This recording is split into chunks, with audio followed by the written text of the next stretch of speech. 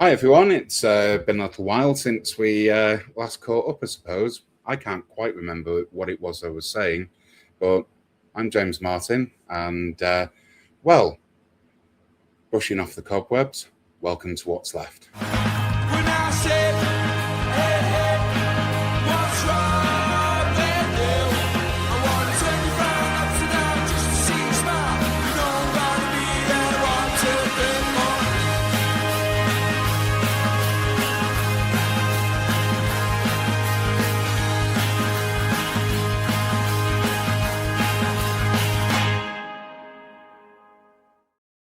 And we're back. Welcome to What's Left. It's been a little while since our global, I think, US election special, where we were working around the world and all of this. And we've just come back from hiatus. For those of you who are eagle-eyed, you'll notice that we've just had a subtle name change from What's Left to What's Left Unsaid.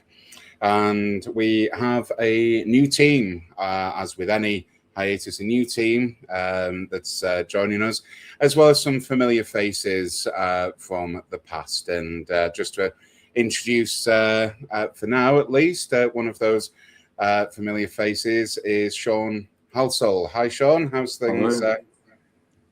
I'm good, James. Yeah, it's good to be back, and yeah, it's been a while, hasn't it? I was just thinking about that mammoth eight-hour episode we did around the American elections. Where hasn't that gone well?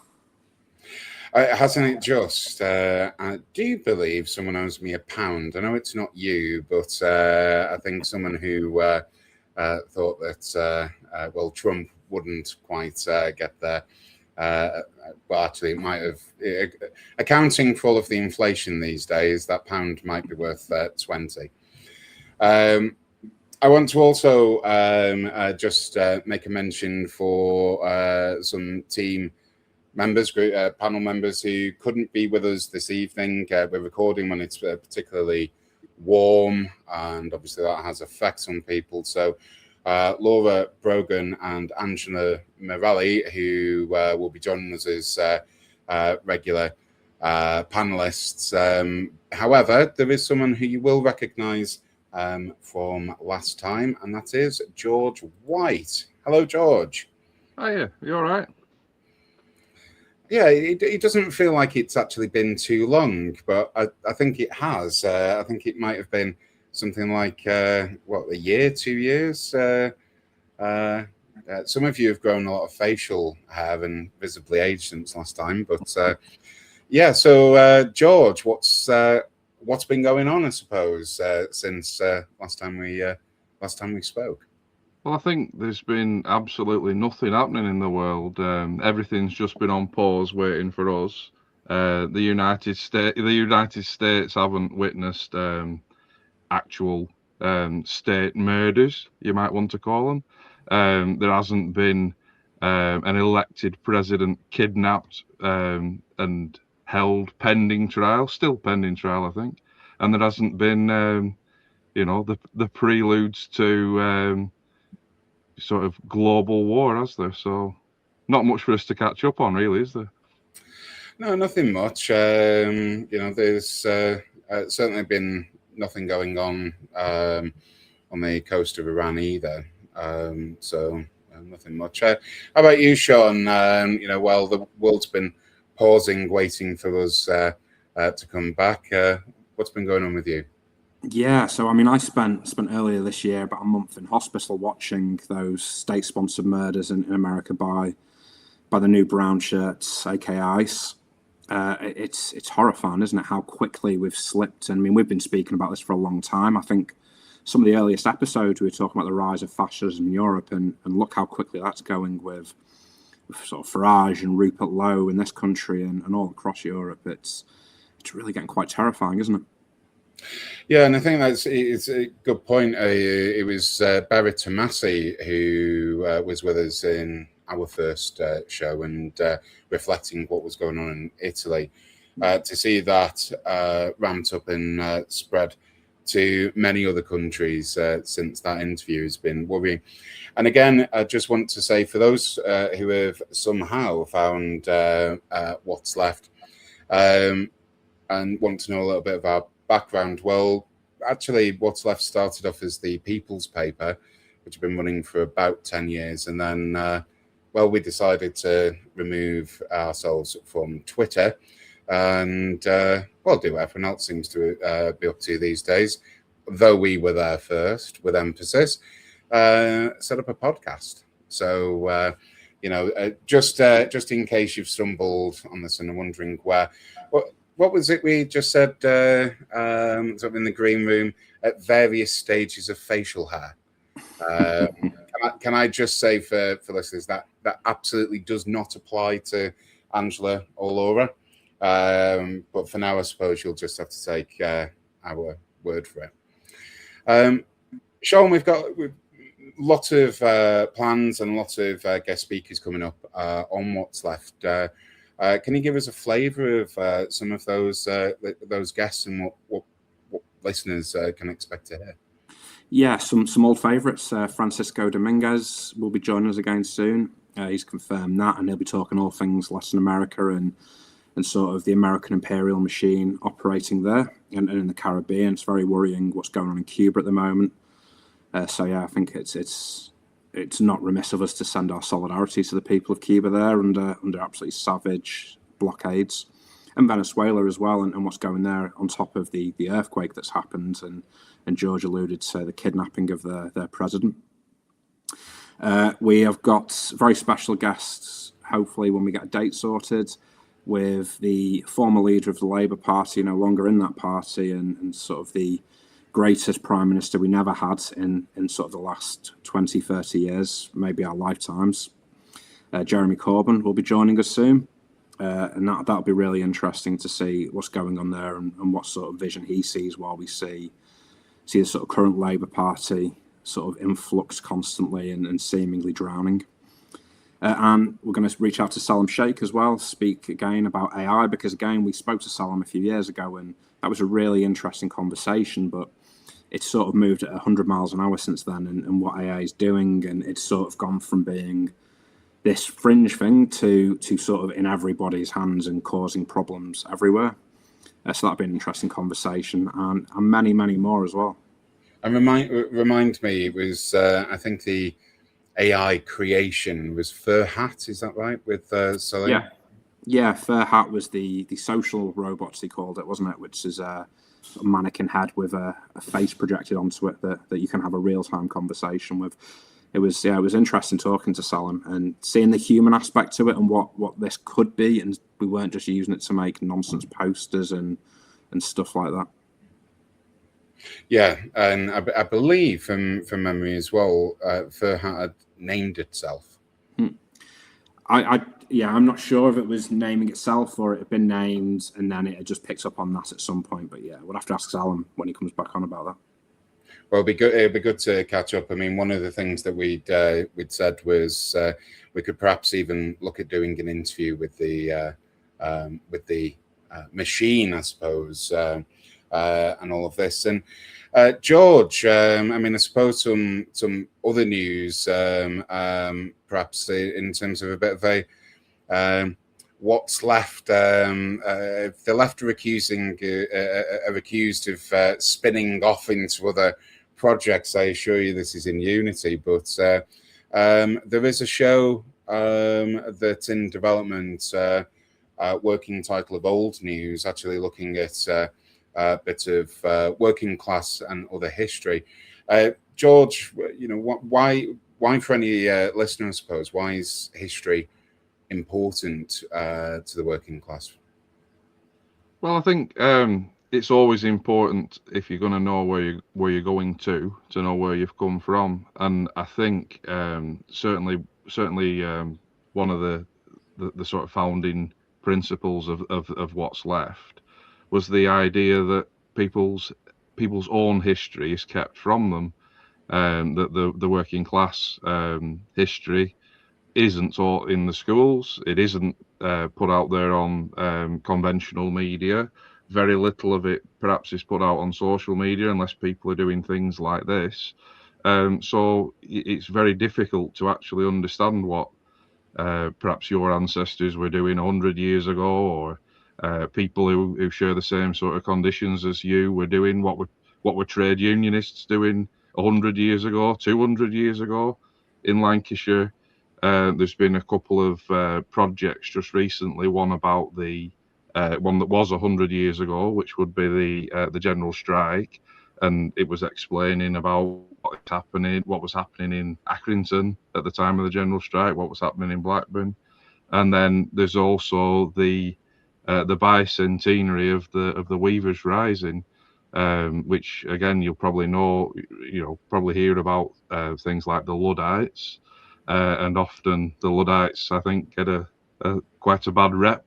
They're referred to quite often as just technophobes, but the Luddites were actually witnessing an entire way of life and an entire way of supporting their families disappear in front of their eyes, and their only option was to be swallowed up by the mills that were being created, and they took their only option and decided to smash the mill machines up. Well, and it's of course, where we get the term sabotage from the old wooden clog sabot. Sort of a bit of French history there for everyone, but it's funny you mentioned the general strike, because for lots of our listeners, and a lot of our listeners came from New Zealand, Australia. We're hopefully welcoming you back. But for those in Europe, they must be slightly bemused by the fact that in the UK we call it the general strike, as opposed to what workers see in other countries. I have to mention France, of course, slightly biased there, but where perhaps you'll see quite a few of them in history. I mean, why do you think in Britain we have only had a general strike, or have we had more? It's just we've not called it as such. So I would certainly argue that was it the Pentonville 5? I would argue that could very well be called a general strike, only it wasn't, and it arguably was successful in its aims, unlike the general strike. I think there have been other times when there's been sort of industry-wide strikes or multiple industry-wide strikes that could have been determined as a general strike, because I think largely even general strikes aren't universal, but I think that within Britain there's always been this sort of establishment vein that tries to keep everything stifled and keep everything from developing into that. Certainly there is within the legislative realm. It's, I think in the UK, compared to a lot of other countries, it's illegal to have a general strike. It's illegal to have political strikes. It's illegal to have secondary action, or arguably it's illegal to have secondary action.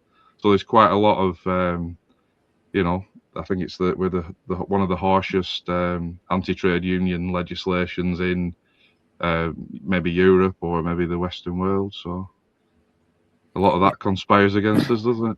And I think that someone once said the reason why we ended up with Chartists and letter writing essentially is because the climate's mild. Well, certainly that's beginning to change as well. Sean, I mean, what are your thoughts?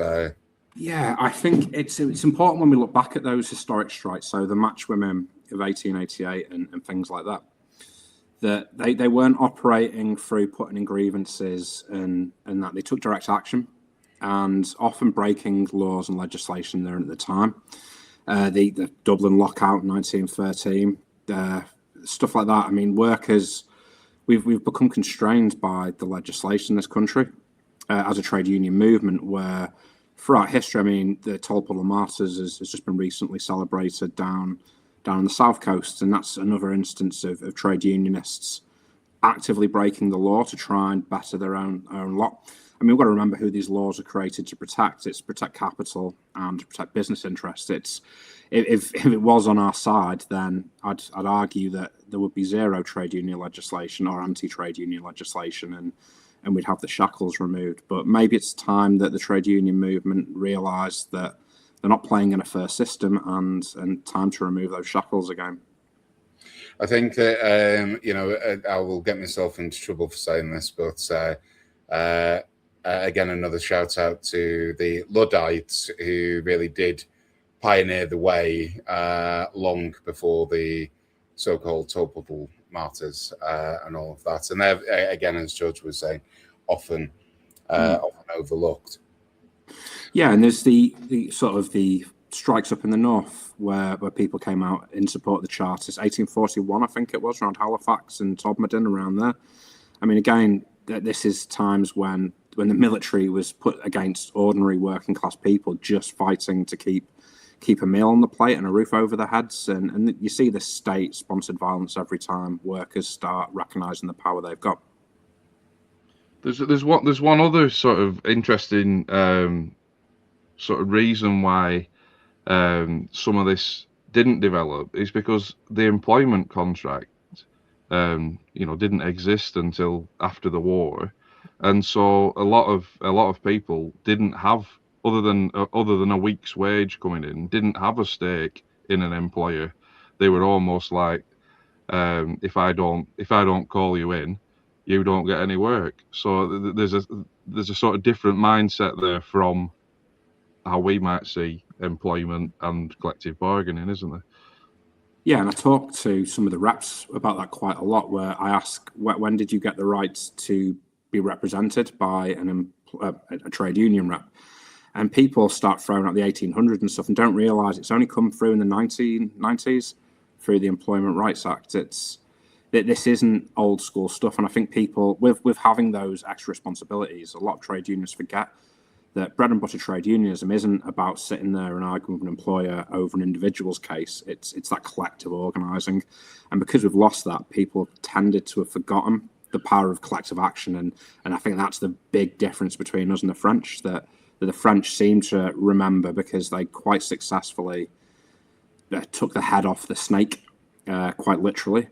And I think the ruling class over there remember that quite sort of vividly. It certainly sharpened the mind. But again, you see capital explaining trade unions as trade unions and any form of collective action as a sort of historical blip. Well, the reality is, forms of collectivism really are the first bit of recorded history. You can go back to Ramses III. You can look at the Deir Medina strikes there. You can go further back to Suma. Actually, this isn't a blip. This is something that is part and parcel of working class nature, and that is in essence what. Well, I suppose it would be called What's Left Old News. It would be something like this. But that's the reason the show's in development as we speak. So more on that as we get there. And in terms of things like equalities as well, there is right now a global sentiment. You have all of the so-called trad wives in the United States, the retraction of Roe v. Wade. You see the attacks on women, as well as our trans brothers and sisters, as well as other equality strands. I mean, we will have some guests who are really at the forefront. I can say from Gibraltar, some of the founders of Gibraltar Pride. We have some interviews lined up with the founder and also the current chair in terms of Pride. So, my question to both would be, why are Pride movements relevant, and why is this a left-wing issue? I suppose. I think solidarity is always an issue for the left, isn't it? You're not going to get any solidarity from a bunch of people that favour individual rights and freedoms over looking after each other. And it's important, isn't it? I mean, we interviewed Michael Jackson from LGSM, and I think that story sort of encapsulates why solidarity is so important, why marginalised people, we all share a common enemy, and that is usually the ruling class, always the ruling class and the oppressors. And that's the same people oppressing working class people as demonstrated in that story in the film, with the Tory government of Thatcher attacking working people in sort of extremely deprived areas without those industries, at the same time as attacking gay and lesbian people in the media at the time.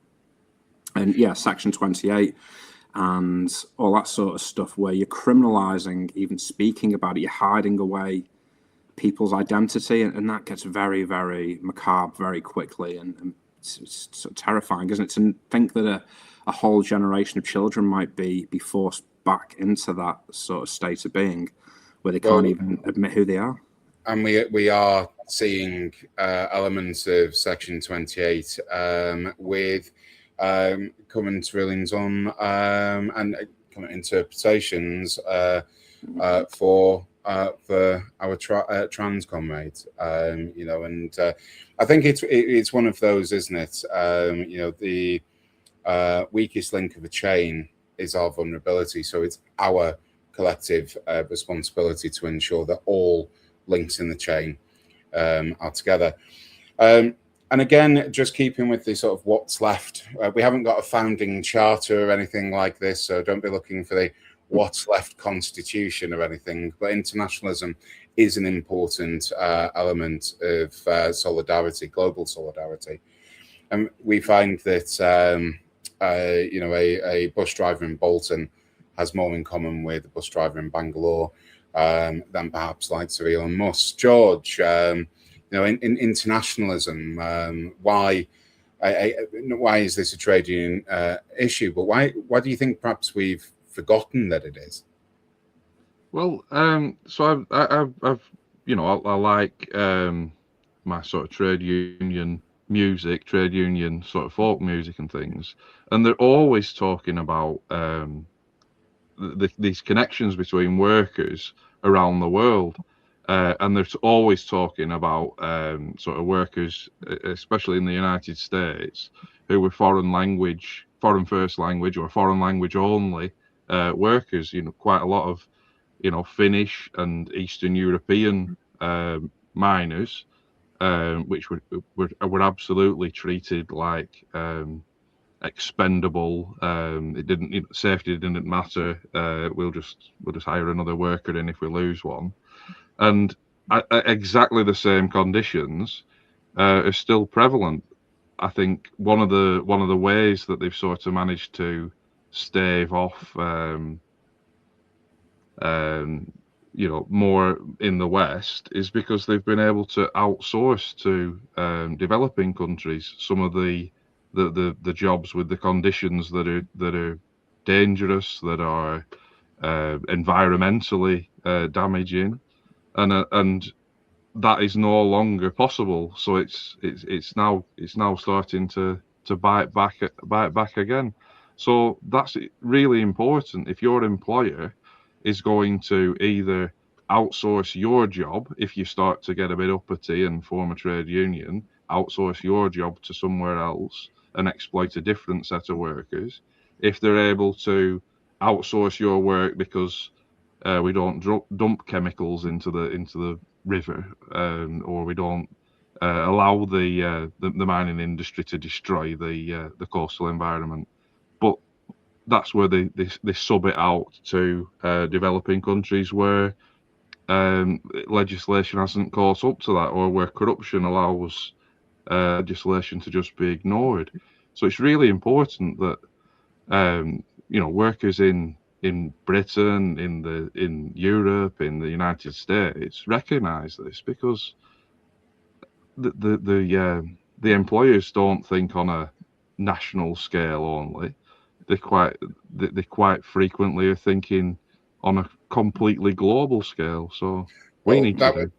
that was the Jack Welch idea, wasn't it? He was CEO of General Electric, who said if he had to build a new factory or a new plant, he would do so on a barge ready to sail the seven seas if a country imposed workers' right to pay increases.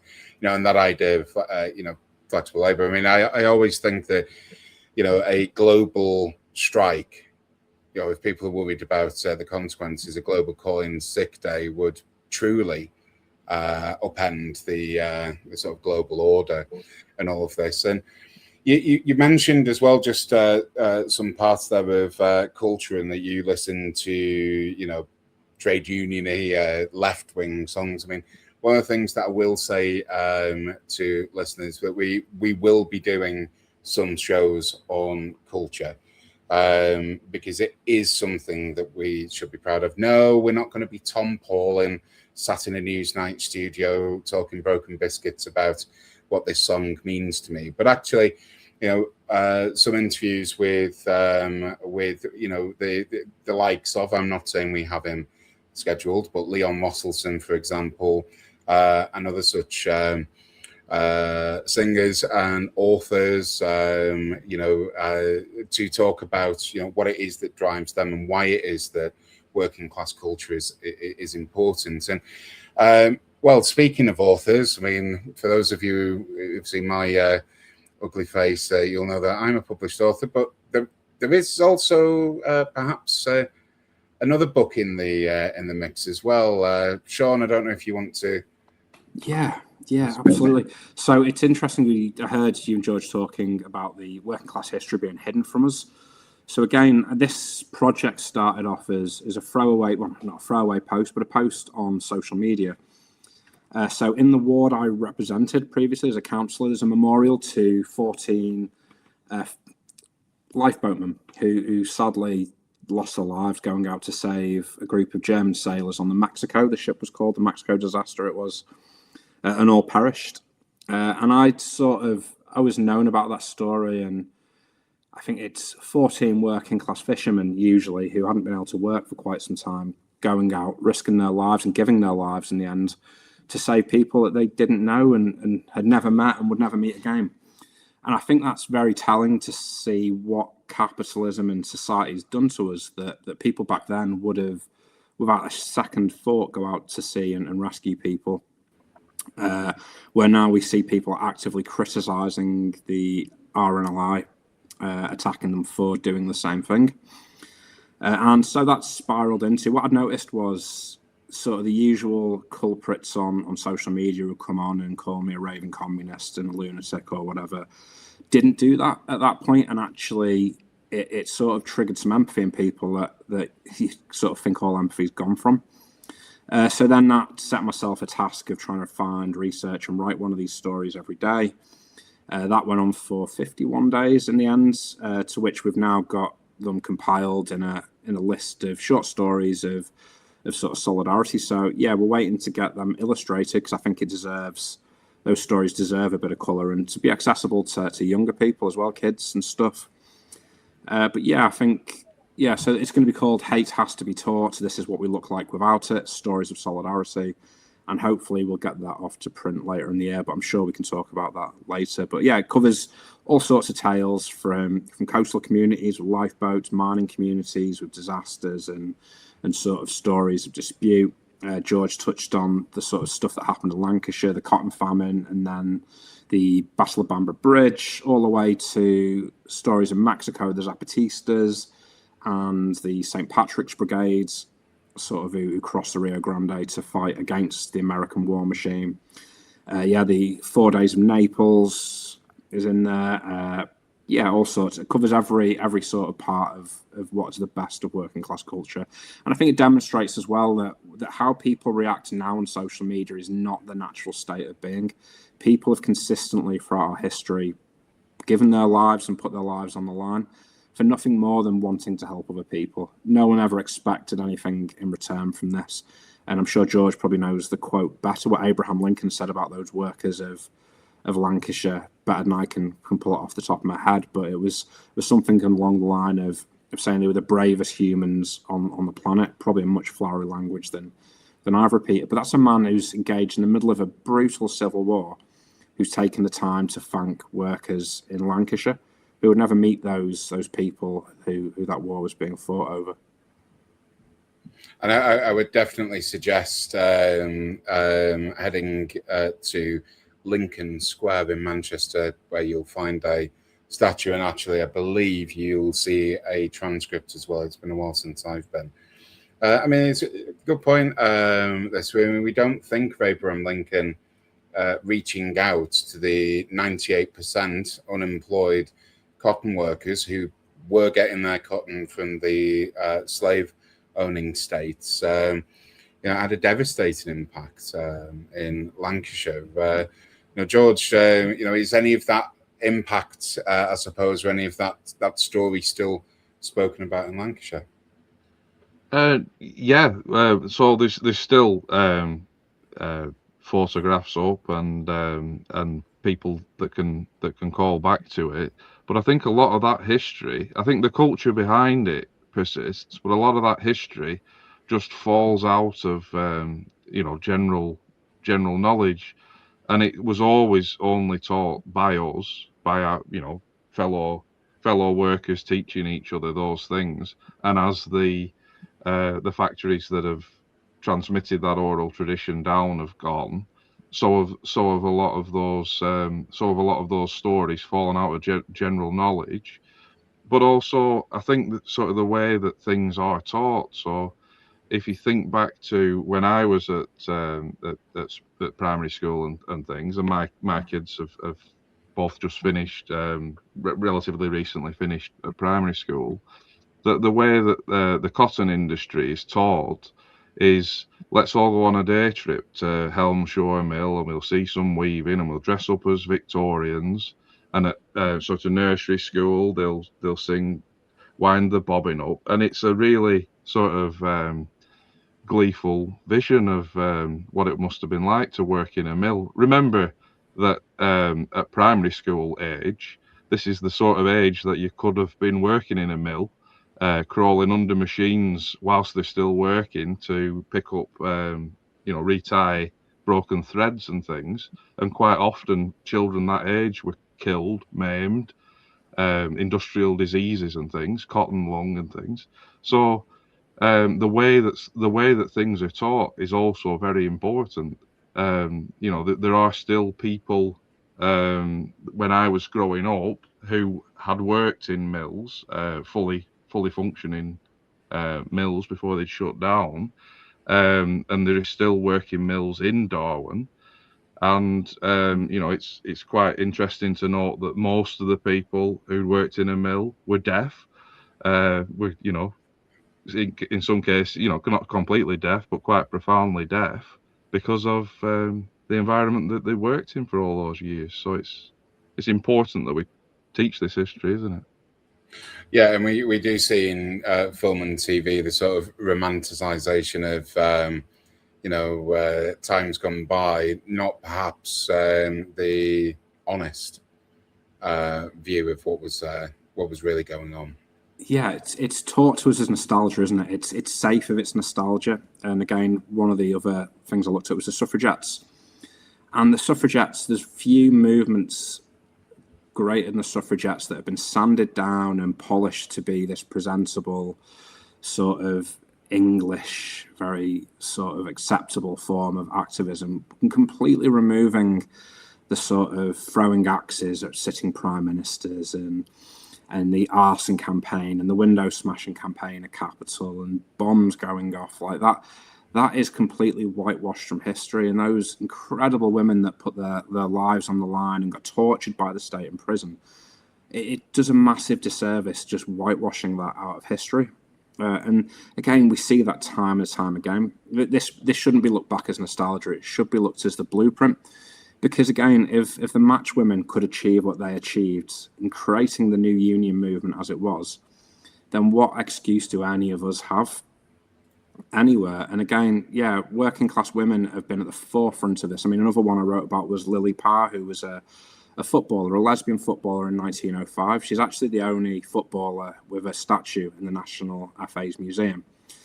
And because she was so good, they had to sort of close the gates on women's football, and that held it back sort of decades and decades and decades, and smothered it out, because again, men in power don't want to show that maybe everyone can do these sort of things. And it's so depressing to see just how firmly the boot is on our necks of our entire class in this country. And you're right to point that out earlier, Jay, where in this country we don't seem to recognise or know how we solve this.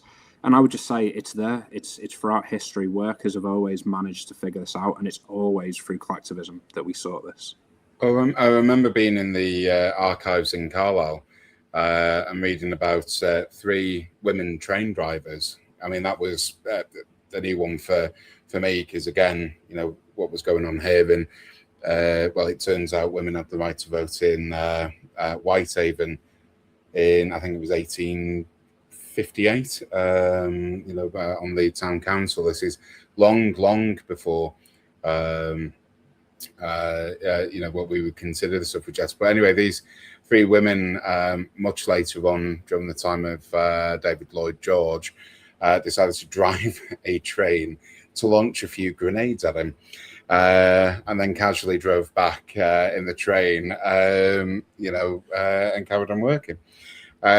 It's stories like that you know, whilst, you know, for many, you know, we don't advocate violence or anything, but it is stories like that say, well, hold on, if I've been, you know, met by violence, you know, the forced intubation of women in prison, and some of the absolute horrors, you know, that frankly we would read about in the Second World War occurring within the prisons of and detention centres of the UK. You know, it is high time that we face up to our history, you know, and confront it head on. Never looking too much through the glasses of today, but understand the context of the time is really the way to understand why people undertook the actions that they did.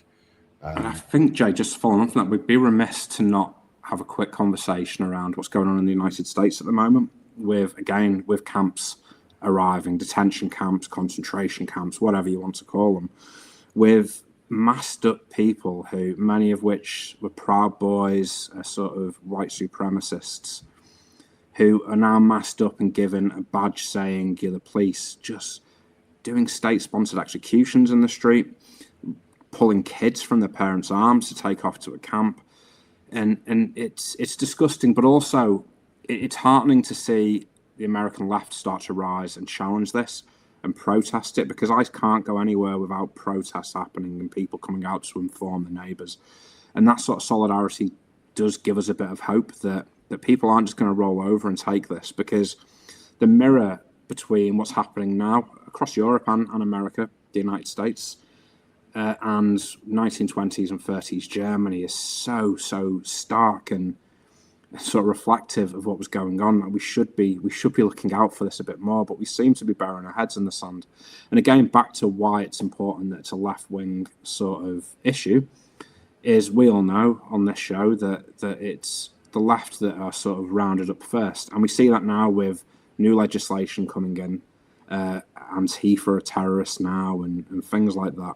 And Antifa isn't an organisation. It's a way of thinking. It's a way of living. And I would argue 99% of the planet are anti-fascists, so therefore Antifa. And by sort of criminalising that way of thought, you're trying to shut down the debate before it starts even happening, and trying to, challenge people's free speech, because ironically in the land of free speech, if you're on the left now, you no longer have free speech. Well, as we talk about, we mentioned the poem, don't we? And if sorry, I'm not giving you any hints. If you're listening to this thinking, what poem? Try harder. Sorry, George. Yeah, well, I think though as well, I think there is an anti-ICE backlash, and I think an awful lot of it isn't any kind of organised left either. I think quite a lot of it is a genuine outpouring of outrage when you're seeing your fellow citizens being shot in the face for simply challenging ICE officers, and I think there's multiple incidents of that. And then the bit that you called to as well, Sean, that people are sort of masked up. Well, they are masked up. They don't display identification, i.e., badges or collar numbers or anything like that. And it's one of the sort of cornerstones of a legal system, is that nobody is beyond the law. It isn't judge, jury, and executioner. It is people carrying out the duties of the state.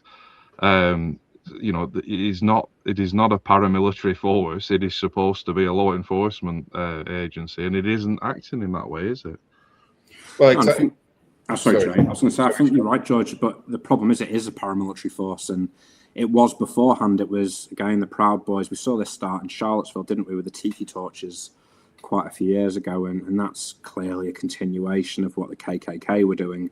These people have just put the hoods back on in the form of a face mask, and they've been given a badge and gun by an absolute lunatic in charge of the state there, and it's terrifying to see what the future holds for those people, because, again, the only people in that country that aren't immigrants are the people that they're rounding up and putting in. They're the people who've lived on that land for tens of thousands of years. I mean, look at the states in the southwest of America and look at the names. They're not very English sounding. They're not very Boston and New England, are they? It's all Spanish names. So I think there's probably some history they want to look into themselves there.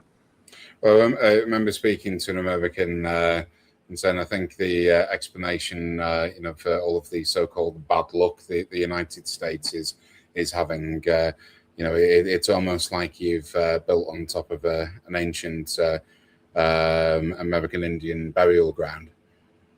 Oh, wait, no, that is actually what happened. That was the term that I used, by the way. Native American is the right one. But my only comment with this is the sort of great con, really, which is about these rights and all of this. So the rights or temporary privileges, if they can just be taken from you with the stroke of a pen. And if we want rights, then I tell you, we will achieve nothing on our own, but collectively we can achieve a great many things, and we have done before. I think there are echoes as well to the past as well in the foreign policy part of the, I don't know what they're going to call it, the war against the left or whatever they're going to title it. But if you look back to, say, McCarthyism, if you look back to the Cold War, if you look back to even things like the war on drugs, which was really about COINTELPRO at home, it was about breaking up the Black Power movements, and abroad it was about stopping the Latin American countries from going communist.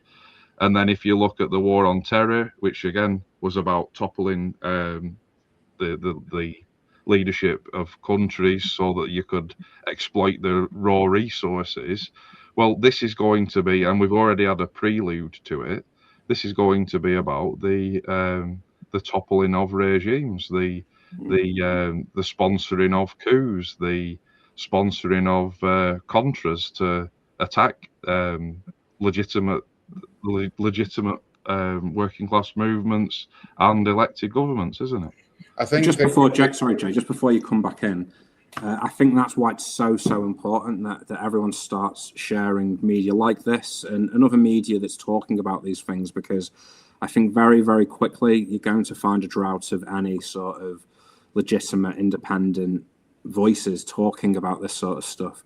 So yeah, please do make sure we share our platform and anyone else's, because it's important that these voices get out, and we will be bringing on guests that you'll find sort of a silence on other platforms. But go on, Jay. I will. Well, my two comments were, I think the war on drugs was a clever way of reinventing slavery and imprisoning Black Americans and getting them to, create all sorts of, free clothing, tech, and what have you, for companies that you will definitely have heard of. And I think, we are really approaching time, but I think just on reflection, history, doesn't repeat itself. History is there to teach lessons. And perhaps one of the reasons it's stamped out now of most education systems is, we shouldn't be reflecting on the horrors of the past to learn from them. Last comments, I suppose, George? Well, no, it will be very good to get some of the speakers on that Sean mentioned and you mentioned earlier on. I think we've touched on most of those topics individually, so it'll be good to hear it from people who have more first-hand knowledge than we do, or a more broad knowledge than we do. And I think, as we've probably just demonstrated, we could probably talk at length on any one of those subjects, couldn't we? Well, I might have a reputation in that regard. Sean? Yeah, again, history is so important. Again, not as nostalgia, but as a blueprint for how we fix this, because one thing working class people are good at when they've got the confidence in themselves to do it is addressing these problems, no matter where they are. We've unfortunately been captured in this bubble of having to buy shit that capital needs to sell us to keep itself in power. We can break that. We can break that very easily. We don't even need to pick up a rifle. If we all just sat on our hands for a couple of days, the system stops spinning and collapses immediately, doesn't it? We all know that inherently. But yeah, and I think it's important now more than ever that we look after each other, because it's going to get dark. Not to sort of be a doomsayer, but I think we're looking at some dark times ahead. But that doesn't mean that we can't overcome this, because again, collectivism and working class people have overcome every struggle throughout history, and we will do it again. Yeah, and I think that's the way that we end this. I mean, what I just want to say to everyone is, other than the usual, repeating, Sean, please do share these videos. They're available on Spotify, Facebook, and YouTube. Please share if you enjoy. Crucially, please get in touch with us. Our usual email address is what'sleftradio@gmail.com, what'sleftradio@gmail.com. If you've got any guest suggestions or comments, keep it civil, otherwise we might not. And all of this. And yes, I suppose just to conclude, disagreeing with people or having a difference of opinion is one of the cornerstones of a healthy society. Silencing anyone isn't. It's quite often the case these days that the so-called cancel culture is actually not found on the left, but instead on the right. You don't have to agree with that statement either, but there we go. We can have our opinions. What I would like to just say as well, you've just been listening to three white blokes. I absolutely assure you that isn't the way that we'll be continuing. But just some special thanks as well to Billy, Martin and Wheel for providing our bit of a theme tune, really. I've had a number of emails over the years. What is that song? And it's Bridge by Billy Martin and his band Wheel. With the exception of that, thank you to George White and Sean Halsall for joining us this evening. As ever, keep going.